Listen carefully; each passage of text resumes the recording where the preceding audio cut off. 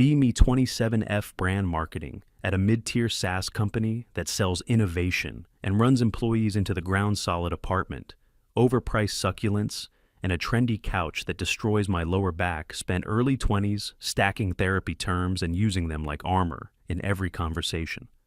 Call myself a feminist without hesitation, because my life got better when I stopped minimizing myself. Tell people I'm not lonely, I'm selective, and selective sounds like a value system instead of a defense mechanism. Dating feels like a battlefield, and I refuse to lose by settling for the first guy who shows up. Keep dating apps on my phone like emergency kits.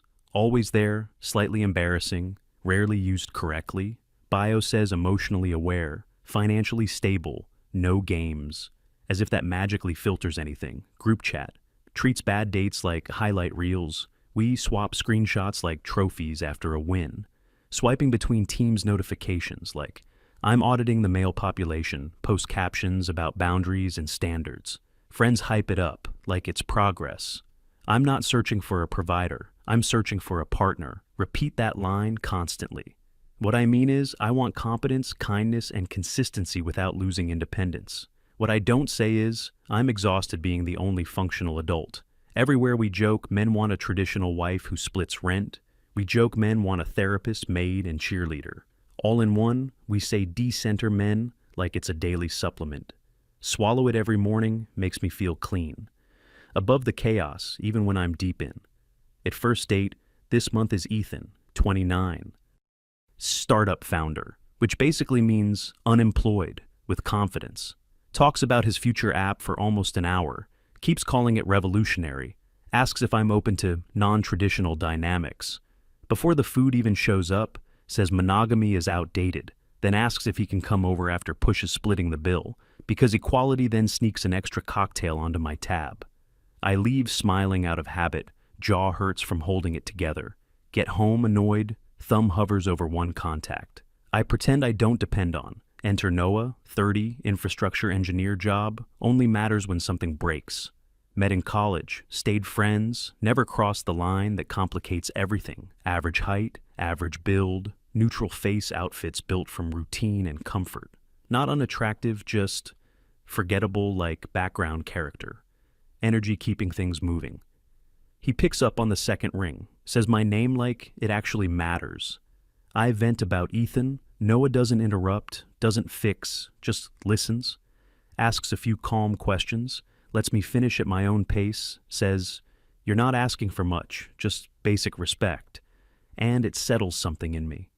I thank him, genuinely still assume he'll always be there when I call. This is the setup. Even if I never label it, Noah gets my attention, my stories, my late-night honesty when I need comfort. I get tech support, moving help, emotional validation, and someone who never makes me feel like a burden. I call him my best guy friend, sounds wholesome, hides the imbalance perfectly. If anyone hints he might like me, I laugh and say we're basically siblings. He never pushes back, which keeps my version of reality intact. Tell myself I'm not responsible for his feelings. Consent goes both ways, right? Also tell myself I'm kind because I keep him close and include him, sometimes. Truth is, I like that he's safe. Safe makes me feel in control. Flashback to about 5 months ago, dating Jason, 32, finance guy, tall, chaotic. Allergic to effort. He forgot my birthday, then acted like me. Being upset was unreasonable. I'm in my kitchen crying, cheap wine, mascara, everywhere. Call Noah at 11:45 p.m. because I need someone to witness it. He answers half asleep, says, "Hey, are you okay?" Like he actually cares. I unload for 40 minutes straight. Men are trash. I'm gonna die alone. Whole spiral. He doesn't defend anyone, doesn't minimize, doesn't tell me to calm down, just says, you deserve better than that, and it lands warm in my chest. Then I say, I'm hungry. Half an hour later, he shows up with spicy chicken and fries, sits on my couch, doesn't touch me, doesn't try anything, just stays. I hug him longer than normal, call him the best he leaves, looking a little hopeful. 5 minutes later, I text Jason, I hate you. 2 days later, I sleep with him again, tell myself, that's just being human. Still sticks in my head. Second date this month is Tyler, 33, corporate lawyer, Smile like paperwork, says he loves confident women, then asks if I'd tone it down for the right guy, calls his ex too independent, like it's a flaw. Says he wants a woman who lets a man lead, calls it natural balance. I leave early, walk home, call Noah without even thinking. He laughs quietly. Says you shouldn't have to shrink to be loved. My brain logs it as true. My body logs it as relief. He tells me to eat something real and drink water. Like my nervous system matters. Third date is Jake, 26, gym addict, mirror selfies non-stop, personality. Like a protein bar rapper, he says he's into feminine energy.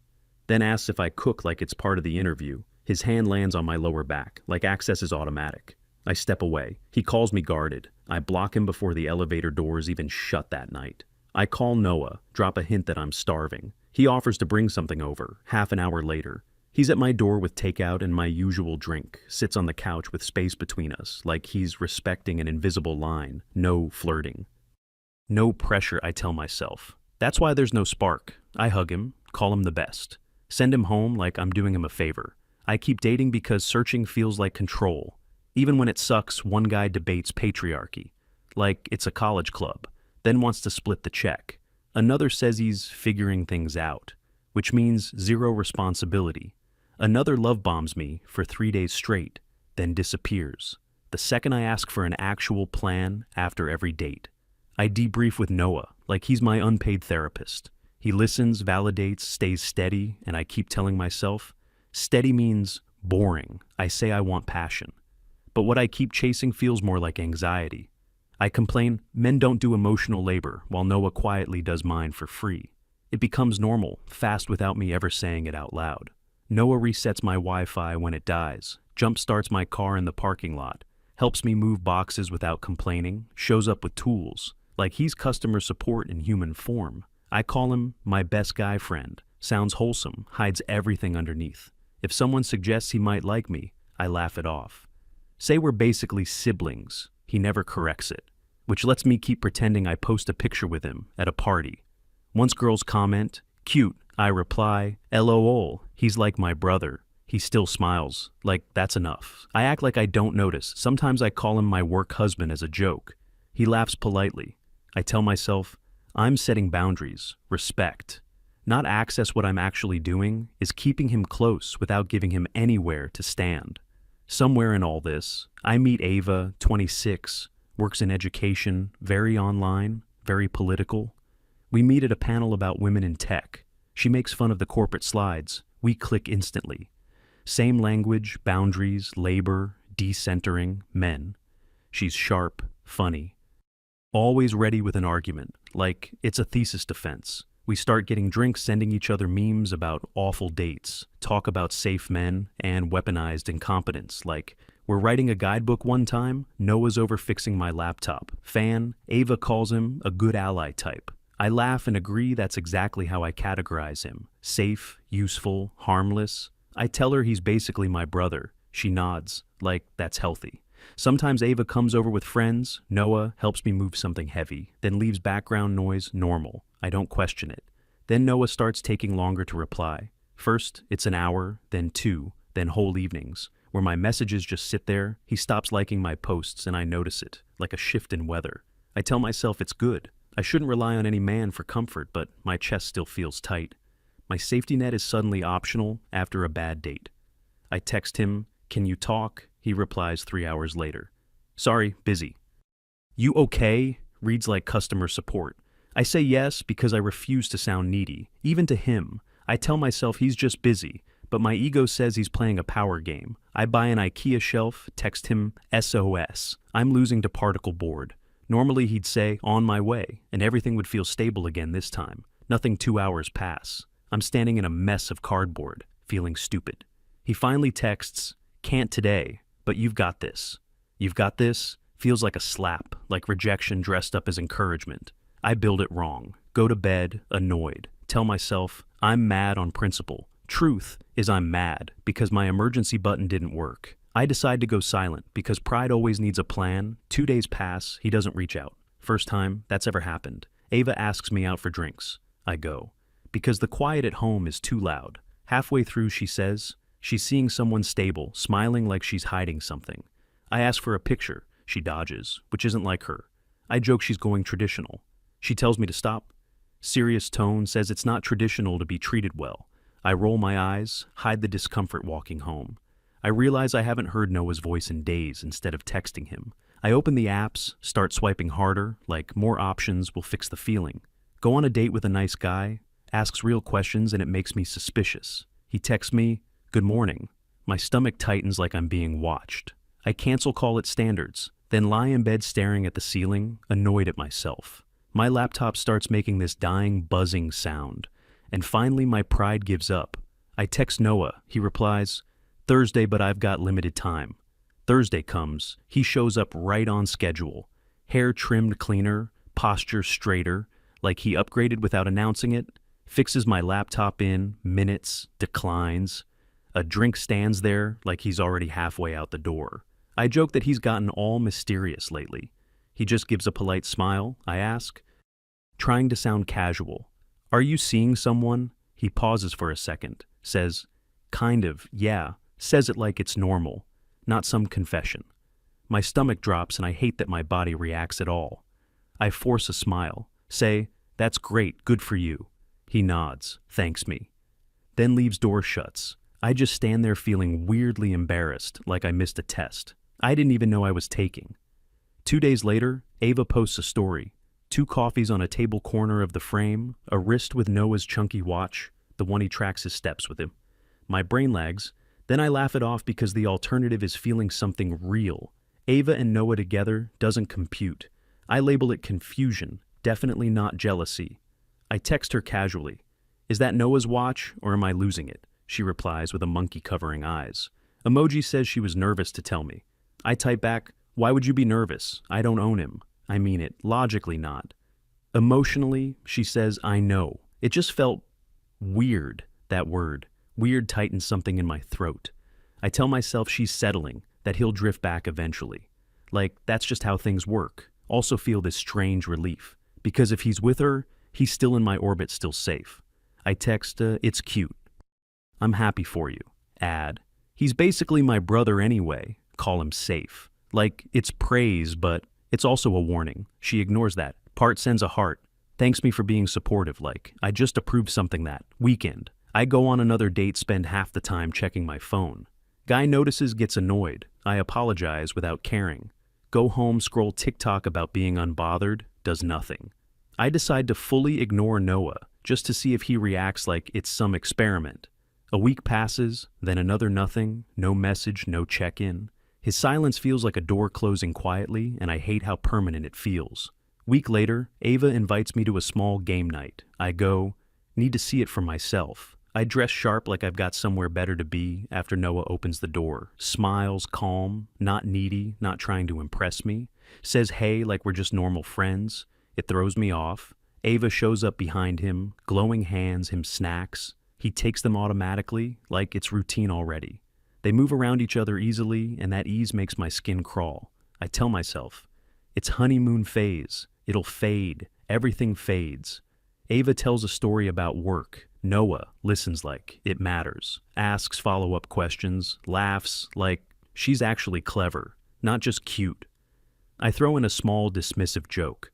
Noah gently corrects me, says Ava's really impressive, says it like a fact, not like he's doing her a favor.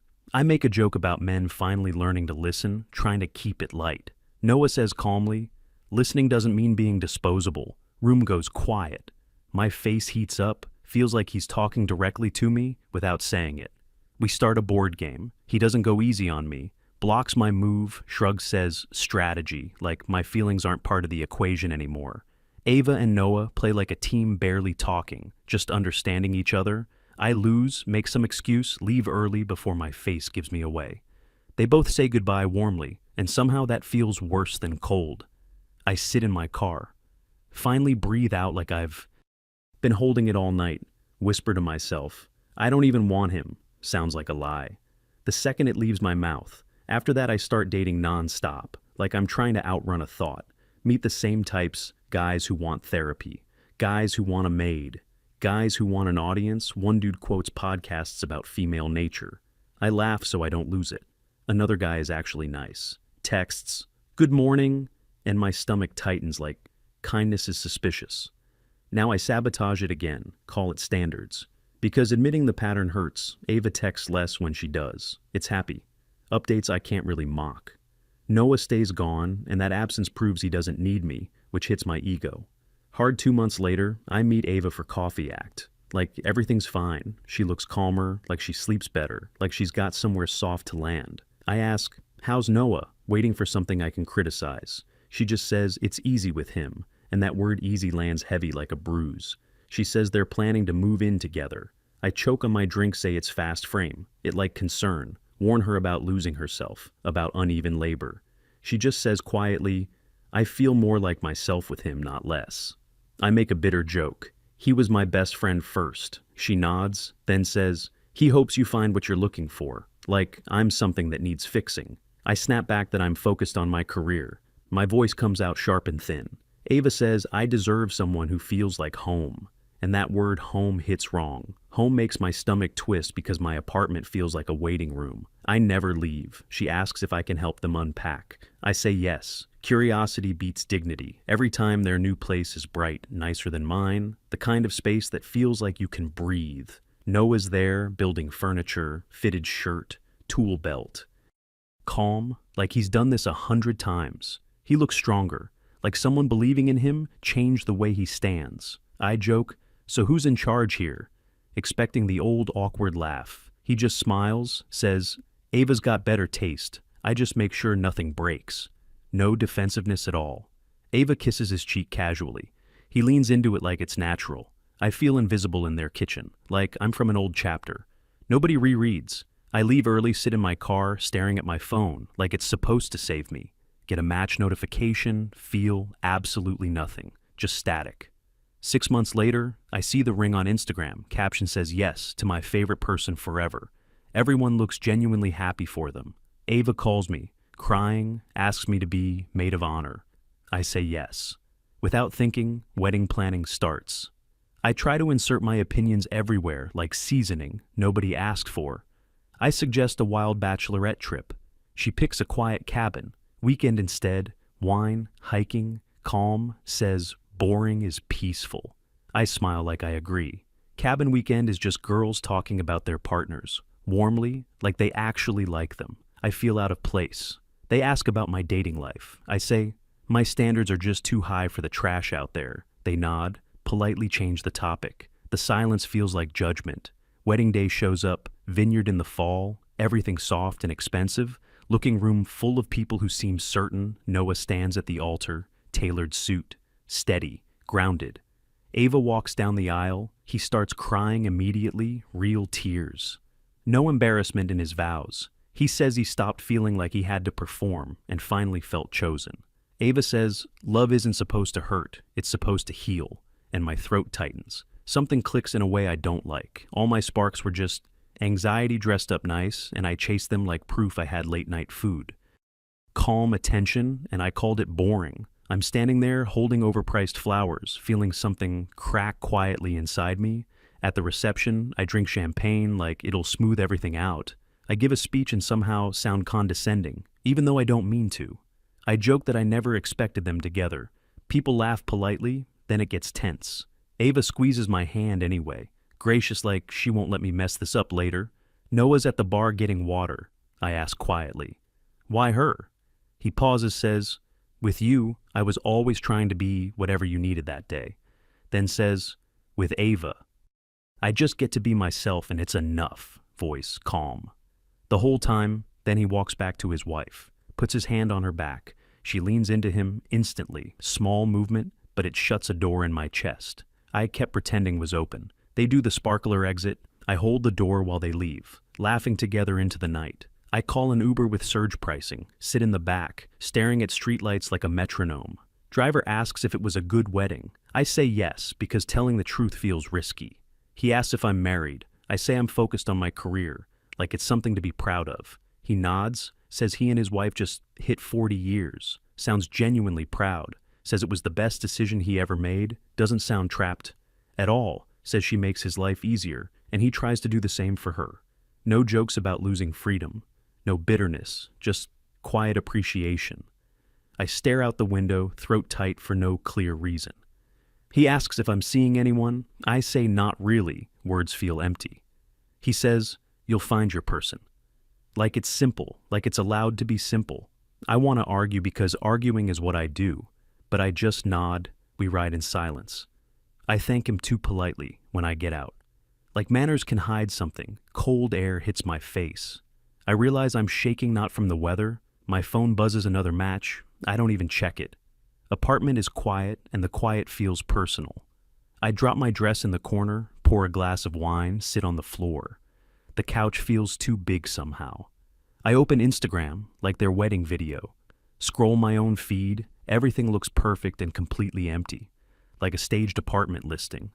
I open the apps again out of habit. New match messages. "Hey, how's your night?" I type a reply. Delete it, type again, delete it again, chest tight. Then I remember Noah's IKEA text, the one I rolled my eyes at. "You've got this." It sounded dismissive back then, but I picture his face when he meant it. I walk over to the crooked shelf, notice something tucked behind the back panel, a folded note with his handwriting from months ago. It just says, "You've got this." I whisper it out loud. "I've got this."